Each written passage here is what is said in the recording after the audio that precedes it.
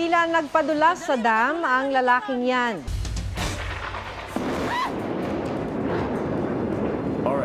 Sa Gaza naman, nahinto ang live na pag-uulat ng reporter ng tamaan ng Israeli missile ang isang gusali sa kanyang likuran. Sinubukan ng reporter na ipagpatuloy ang pag-uulat pero bakas sa kanyang boses ang takot kaya pinagpahinga muna siya ng kanilang anchor. Nangyari yan kasunod ng sorpresang pag-atake ng grupong Hamas sa Israel. Gumanti ang Israel at inanunsyo ang anilay complete siege sa Gaza kung saan puputulin daw nila ang supply ng kuryente, tubig, pagkain at langis. Sinuspinde ni Pangulong Marcos si LTFRB Chairperson Teofilo Guadis III. Kasunod yan ang isinuwalat ng isang dating tauhan ni Guadis na sangkot umano siya sa korupsyon. Ayon kay Jeff Tumbado na nagsilbing Head Executive Assistant ni Guadis mula February hanggang September 2023, nag-aabot ng lagay ang mga transport operator kay Guadis. 5 million pesos umano ang lagay ng mga operator na gustong makakuha o magpabago ng ruta. Gusto ng prangkisa, special permit, board resolution at iba pa. Maraming beses na raw yung nasaksihan ni Tumbado sa loob mismo ng tanggapan ni Guadis. May mga screenshot din daw siya ng mga text at audio recording. Ang tinawag na SOP ni Tumbado nakakarating daw sa mga opisyal ng DOTR hanggang sa Malacanang. Planong maghain ni Tumbado ng kaso sa ombudsman laban kay Guadis. Ang grupong manibela magkakasa ng transport strike sa October 16 para ikundina ang katiwalian umano sa LTFRB. Ayon sa Malacanang, hindi kinukonsinti ng Pangulo ang anumang maling gawain. Iniutos na ng Pangulo na imbestigahan ang issue. Pinagpapaliwanag na rin ng Department of Transportation si Guadis. Wala pang pahayag ang Malacanang at DOTR tungkol sa alegasyon ni Tumbado na nakakarating sa mga matataas na opisyal ang padulas sa LTFRB. Wala pang pahayag si Guadis sa pagkakasuspindi sa kanya ng Pangulo. Pero handa raw siyang harapin ang anumang kaso laban sa kanya. Siyempre, head executive assistant ako. Siyempre, lahat ng bagay na napag-uusapan namin one-on-one sa loob ng office niya. I believe victim din to si chairman. Biktima rin. Dahil may instruction daw from higher ups na alam mo yung SOP? Wala pa po akong nalalaman ng ganyan. Pero kung meron man po, haharapin naman po natin. Malinis po ang ating kalooban. Maagang pamasko para sa mga commuter ang libreng sakay ng LTFRB na magbabalik sa susunod na buwan. Magtatagal yan hanggang Disyembre ng kasalukuyang taon. Bago ang kanyang suspensyon, inanunsyo ni Teofilo Guadis III na ilalabas ngayong buwan ng 1.3 billion pesos na budget para sa programa. Uunahin daw ang Metro Manila at kabilang sa libreng sakay ang mga jeep. Halos 2 taon ring nagbigay ng libreng sakay ang LTFRB sa EDSA Bus Carousel sa kasagsagan ng pandemya bago ipinahinto noong Enero. 7 Pilipino pa ang patuloy na hinahanap sa gitna ng gulo sa Israel. Ang isang grupo naman ng Pinay caregivers doon ikinuwento kung paano sila nakaligtas mula sa mga airstrike at pag-atake. May report si JP Soriano. Sa gitna ng kaliwat ka ng pagpapasabog at airstrikes. Sa mga mamad o bomb shelter nagtago ang mga Pilipinang caregiver na naipit sa bakbakan. Ang caregiver na si Marisa, dali-dali raw pumasok sa bomb shelter nang salakayin ng grupong Hamas ang kanilang komunidad malapit sa border ng Israel at Gaza. Nasaksihan niya ang pamamaril sa lolong Israeli na kanyang inaalagaan. Talagang nagyakapan kami kasi akala ko papasukin kami dun sa mamad. Akala ko katapusan na namin. Akala ko katapusan ko na. Pero salamat pa din. At dininig ni God yung panalangin namin. Sinasali at Rubilin, labis daw ang pangamba nang may kumatok sa kanilang bomb shelter at nagpakilalang Israeli soldiers. Since hindi po kami sure at wala din naman pong announcement sa mga group chat, lalo na po dun sa kibbutz namin, kahit ano pong katok ang ginawa nila, hindi po kami sumagot, hindi rin po namin binuksan. Kami ba kayo, sabing gano'n. Tapos hanggat di namin binubuksan, di po sila tumitigil sa pagkatok. Binuksan nila kalaunan ng pinto, tsaka iniligtas ng mga sundalong Israeli.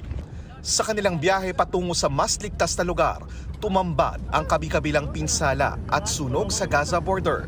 Pansamantalang nakatira ngayon si Rubilin sa isang shelter sa northern part ng Israel. Ayon sa ating embahada sa Israel, umabot na sa 22 Pilipino ang nasagip mula sa gulo sa Israel. Isa sa kanila ang ginagamot sa isang ospital, habang ang isa ay nagpapahinga na matapos gamutin dahil nakalanghap ng usok.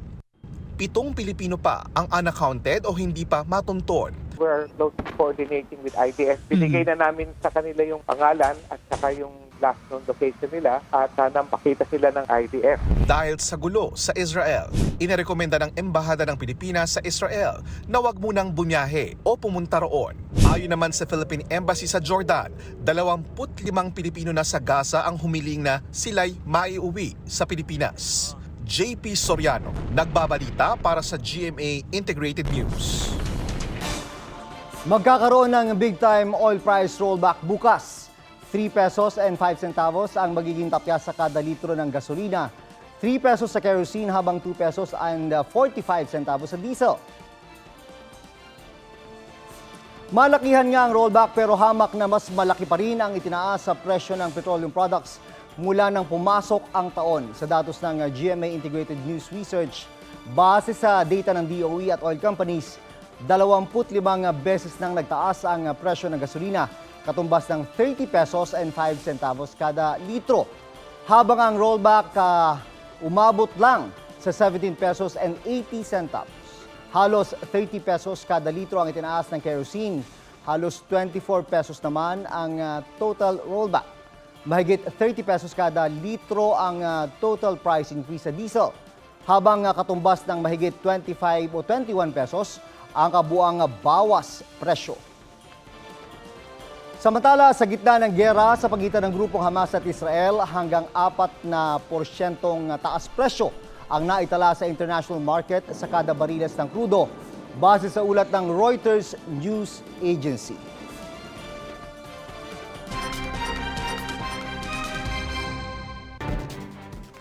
Dalawang dealer umano ng loose firearms ang arestado sa Cotabato City.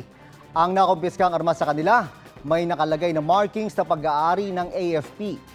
Yan ang ipapasa sa spot report ni Emil Sumangil.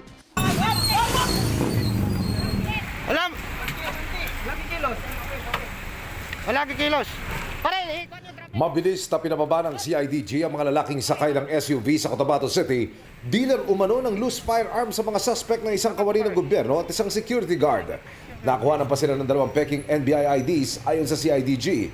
Ibinebenta ng mga suspect sa halagang 100,000 pesos ang nakuha sa kanilang kalas-kalas na automatic rifle, magazine at mga bala. May markings ng AFP property ang armas. Di mo na nagbigay ng komentong AFP hanggat wala pa raw silang natatanggap na report, wala rin pahayag ang mga suspect. Inaresto sa Caloocan ng aktor na si Ricardo Cepeda o Richard Go sa totoong buhay dahil sa syndicated estafa. Iyan ay sa bisa ng warrant of arrest na nilabas ng korte sa Cagayan. Wala pang ibang detalyeng binanggit kaugnay sa kaso. Sinusubukan ng GMA Integrated News na makuha ng panig si Cepeda na nakakulong sa Camp Caringal. Pero sa ulat ng GMA News Online, sinabi ng anak niyang si Mark De Seguera sa isang Facebook post, mali ang akusasyon sa kanyang ama. Nagsilbi daw product endorser ng isang sales company si Cepeda at hindi nito alam na nag-aalok ng investment scheme na may mataas na porsyento ang kumpanya. Emil Sumangil nagbabalita para sa GMA Integrated News. Sabi naman ni Marina Bedipayo, partner ni Ricardo, hindi raw sila nag-invest sa kumpanya. Hindi rin daw siya naging signatory sa kahit anong dokumento ng kumpanya ni Cepeda. Verbal lang din daw ang pagiging brand ambassador ng aktor at wala siyang pinirmahang anumang kasulatan patungkol dito.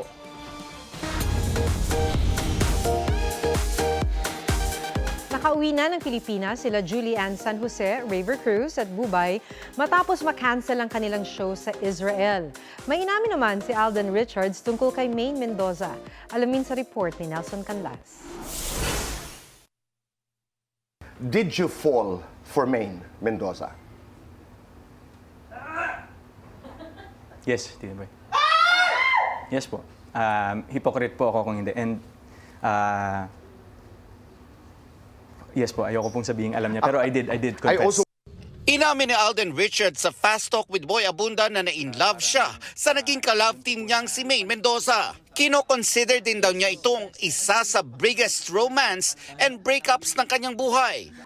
Nabigla naman daw siya sa revelation ni Mikey Quintos na umasa itong magkaka-relationship sila. Mikey and I were very close during the tapings po ng... At sabi na you're friends now. Yes, we are. Ako po kasi ang understanding ko is at the context of friendship.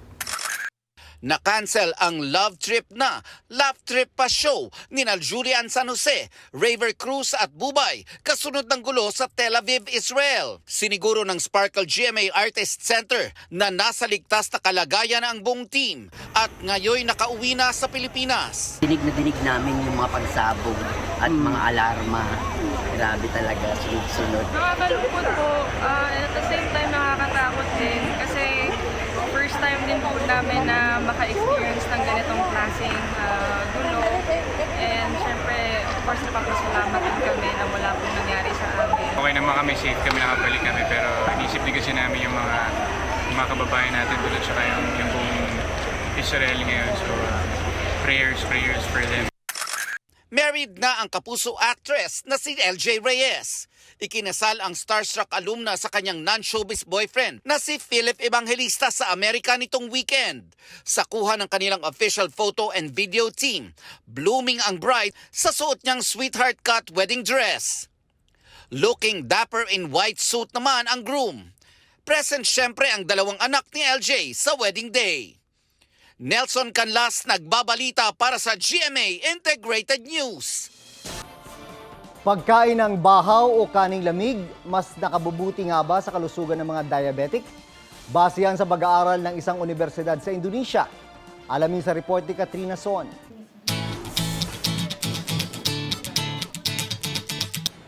Rice is life para sa mga Pinoy. Team Bagong Saing ka ba? Masarap pag mainit yung kanin. Kahit nasawsawan lang okay na, talo-talo na. O Team Bahaw? O yung mahilig sa kaning lamig? Kaning lamig. Kasi pagka mainit, hihipan mo pa pagka kakainin mo. Sa isang pag-aaral ng Department of Nutrition at Department of Biochemistry and Molecular Biology ng University of Indonesia, mas mabuti raw sa kalusugan ang kaning lamig o bahaw. Kapag ang kanin daw kasi malamig na at saka muling ininit, mas mababang kapasidad nitong magpataas ng blood sugar. Dahil daw ito sa pamumuo ng tinatawag na resistant starch. Ang resistant starch daw ay mas matagal i-digest kumpara sa simple sugar, kaya mas mababa raw ang glycemic index. Ano ba yung glycemic index? Yan ay ang abilidad ng isang pagkain na makapagpataas ng blood sugar. Ang pagkaing mababa ang glycemic index ay mas mainam sa mga diabetic. Ang glycemic index ng 2 kutsaritang asukal ay nasa 63 o 65. Samantalang ang kanin na 1 tasa ay 67 to 70 na. Ibig sabihin, ang abilidad ng kanin na makapagpataas ng blood sugar ay kaparehas o mas mataas pa sa 2 kutsaritang asukal. Kaya nakakatulong daw ang pagkain ng bahaw o pinalamig na kanin. Bukod kasi sa mababa raw ang glycemic index, mas mababa rin daw ang calories nito. Ngunit may tamang proseso umano ng pagpapalamig ng kanin. Kailangan daw itong palamigin ng 1 to 2 hours bago ilagay sa ref. Kailangan din daw na mas mababa sa 4 degrees Celsius ang temperatura. Dapat nasa ref din daw ito ng 6 to 24 hours para magkaroon ng resistance starch. At tanong kung maaari bang nasa room temperature lang ito. Unfortunately, hindi kasi advisable na iwan ang kanin sa room temperature ng more than 2 hours or 2 oras. Ang reason for that, kasi pwede na magkaroon ito ng yung bacterial growth. Paliwanag naman ang nakausap naming nutritionist. When it comes sa calorie content, it's the same. Ayun, nag-iiba lang siya because of the carbohydrate formation. They're of the same calories, but it differs with the structure. Ayun, so pag ibang structure, ibig sabihin, iba din yung reaction sa katawan. Ngunit hindi pa rin daw ito para sa lahat ng diabetic. May iba raw kasi na di talaga kakayanin ng kanilang katawan na kumain ng kanin. Makakabuti pa rin daw na magpakonsulta sa doktor. It's a healthier option if you wanted to avoid something na mabilis yung sugar spike. Katrina Son, nagbabalita para sa GMA Integrated News.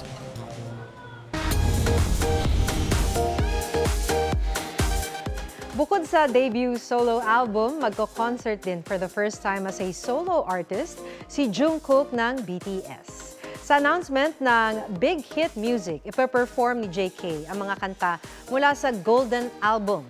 Gaganapin yan sa November 20 sa Jangchung Arena sa Seoul, South Korea. Isi-stream din yan online para sa ARMY na Team Bahay. Naka-selfie naman ni Miss Jessica Soho ang ilang sikat na South Korean stars sa pagdalo niya ng Asia Contents Awards and Global OTT Awards sa Busan, South Korea. Gaya nina The Glory actress Lim Ji-yeon, ang Miracle in Cell No. 7 star na si Ryu Song-yong at Lee Jung-ha ng Moving Series. Nominated ang Kapuso Mo, Jessica Soho, para sa Best Reality and Variety Show para sa Sugat ng Pangungulila. Kinilala ang husay ng ilang personalidad at TV shows ng Kapuso Network sa 20th Gawad Tanglaw para sa sining at kultura. Iginawad sa aking State of the Nation co-anchor na si Ato Maraulio ang Gawad Professor Jan Henry Choa Jr. para sa sining at kultura ng malayang pamamahayag. Binigyan naman ng posthumous award sa natatanging tanglaw sa sining at radyo at telebisyon si Mike Enriquez. Best Historical Fantaserye naman ng Maria Clara at Ibarra para sa Gawad Kapuri-puring programa sa telebisyon at digital media. At Best TV Network ang GMA Network. Pinuri ng netizens ang kabutihang ipinamalas ng isang 3 taong gulang na bata mula sa General Santos City. Ang last ball sa shooting game ng isang arcade, inalok niya sa isang batang nagmamasid lang sa kanilang paglalaro. Pusuan na yan sa report ni Jonathan Andal. Buzzer beater ang eksenang ito. Ang 3-year-old na si Matmat gigil makashoot ng bola sa arcade. Down to the last ball, napansin niya ang isa pang bata at hindi nagatubiling ialok ang huling bola. Yan ang free throw para sa bagong kaibigan with cheer pa. Kwento ng tita ni Matmat na si Antoinette, silang magpipinsan ng naglalaro. Sa last round na yon, hindi nila inasahan ang ginawa ni Matmat, lalo't nakikipag-agawan pa nga siya ng bola. Ang batang nagmamasid, hindi raw nila kilala at tila naghihintay rin na matapos sila. Kaya after the free throw, silang dalawa na ang naglaro. Pinuri ng netizen si Matmat na hindi lang raw cute kundi napakabuti pa. Patunay na isa siyang real-life MVP. Jonathan Andal nagbabalita para sa GMA Integrated News. Yan po ang State of the Nation. Ako si Maki Pulido para sa mas malaking misyon. Para sa mas malawak na paglilingkod sa bayan. Sa ngalan ni Atom Araulio, ako si Jun Veneracion mula sa GMA Integrated News. Ang News Authority ng Pilipino.